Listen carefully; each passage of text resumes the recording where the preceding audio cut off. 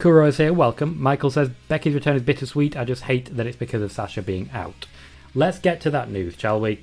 Let's just jump straight in as regards Becky Lynch's big return. And we have to start by talking about the return of Becky Lynch to SummerSlam, because there's a lot of information coming out on this one, and we've been speaking about it all week in the build-up.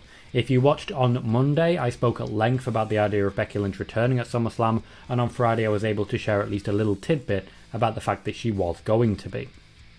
It was a single-sourced rumour about her returning and rocking some new gear, which of course has been now proven true.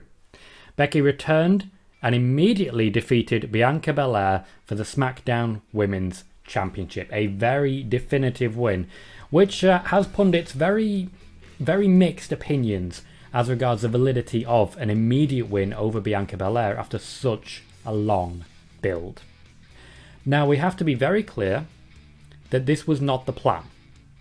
Becky Lynch, at least since WrestleMania time, was expected to return with the draft, something that we've been covering for months now. This went from being right after SummerSlam to October time when the draft moved, and Becky was moved onto the internal listing for Smackdown instead of Raw, where she left. With this in mind, it's clear that something big changed in order to bring Becky back this far ahead of time, and in actuality, there are two things that changed which brought back Becky Lynch for SummerSlam. So what changed? To start with, and this is a name that you're going to be getting sick of very soon, CM Punk returned, which encouraged Vince McMahon to pull the trigger on his panic buttons ahead of the expected time. Becky Lynch was always going to be at SummerSlam. She's been training for a while, she's fit and she's ready, and as I've said here, creative were just waiting for the right storyline to bring her back, so they were waiting for the draft with the idea of her being a free agent on both shows but starting on SmackDown. It wasn't until about a week before SummerSlam that she was quietly told, hey, you know you're coming to SummerSlam? Bring your gear. Secondly, and this is probably the key factor for the return and the way that it happened, Sasha Banks was unable to compete for an undisclosed reason. Now, I have no further information on this, and I wouldn't share if I did because it seems like a personal reason, and if Sasha Banks doesn't want it getting out there, she doesn't want it getting out there. Fair enough. We don't know why this is, but we know it's been bounced back and forth, making sites thousands of dollars for basically the entire last week of she's going to be there, she's not going to be there, she's going to be there, she's not going to be there. The intention with Becky was for her to return and work with Sasha Banks. But with Sasha unavailable, it seems a lock now for Becky to face off with Bianca Belair. This is a positive for Bianca Belair. She's going to be working with one of the most recognisable women in the world of wrestling, and in fact one of the most recognisable people, at least right now.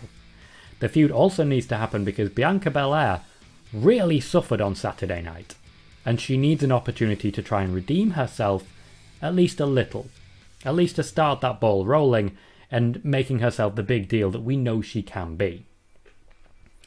The story coming out today is that Becky Lynch has been internally listed as a heel. It's not exactly a popular report. The WWE have tried to make Becky Lynch a heel before, with no success. This time around, given that people are not happy with what happened to Belair, I think there's a chance that they might actually be able to do it, but it relies on the WWE playing their cards just right. That's not something that the WWE have a good habit of. As an aside to this, Becky Lynch is unlikely to be a champion for all that long. It seems like this will be a very brief 1 or 2 month reign. The intention was always for her to be on SmackDown for a very brief time, and I feel the injury to Bayley has actually informed this more than you might expect. The USA Network will not be all that happy, however, if we don't get somebody moved over to Raw sooner rather than later. All of the star power is on SmackDown now, in an inescapable way. And this is going to cause problems further down the line, particularly for USA Network and the like. SmackDown is very heavy with star power, and when the draft comes, I would expect them to be spread out a lot more. There is also, and this likely won't surprise anyone, a few people backstage who really want Seth Rollins and Becky Lynch to work together again. This heel turn brings us one step closer to revisiting this pairing. It's going to hurt to watch at times if it happens, so I'm just going to really hope that it doesn't happen. What did you make of Lynch's return? They managed to gather the excitement they were looking for, but also managed to very successfully kill their own momentum in the process.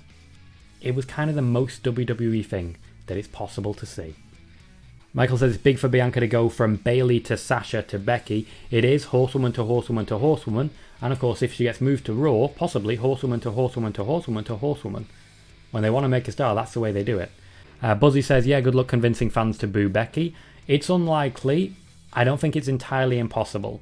A lot of people really unhappy with how that match went. Eleanor says Becky can be a heel, but she'll still get cheered, like in 2018. I think that's a more likely scenario. I think this is a very temporary heel turn, and the idea of the heel turn is to keep Bianca Belair from being accidentally buried too much. Michael says when Sasha comes back, does she go against Bianca again or Becky? I guess it depends on the draft. It depends on multiple things. One, we don't know why she's not there, so we don't know when she's going to be back. If she's not back for a year, the landscape's going to be completely different. So the draft will definitely play into it, but there's a lot more going on as well. KJ says Smackdown has Roman, Cena, Edge, Brock, Becky, Banks. That's crazy. It really is. Now, a couple of those names will be moving on. Cena won't be returning to the company after the next couple of shows that he's doing. Edge, I feel, will be moving to Raw, and I don't know how long Becky Lynch will be there. But it's certainly a very, very powerful top level.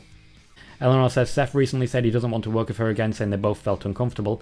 Yes, they also felt uncomfortable at the time, and they still were made to do it. That's the thing.